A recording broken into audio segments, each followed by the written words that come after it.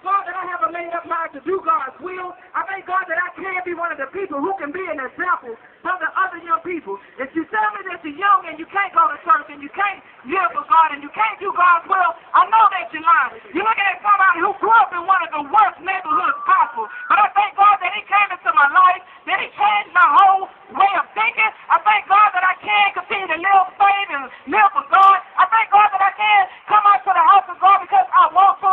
I thank God because I have a made up mind to go to the house of God.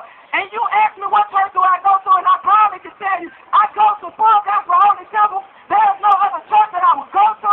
And you're looking at somebody who always said that they wasn't going to go to church, that they wasn't going to live for God. But I thank God that God came into my heart, God came into my mind and changed my way of thinking. He changed my way of walking. He changed my way of talking. I thank God that I can continue to live for God. I thank God that I can continue to keep going on in God. I thank God that I can continue to live for Jesus, that no one can change my mind, no one can change my way of thinking, no one can tell me that I'm doing this wrong or that I'm doing it right. I thank God that I can be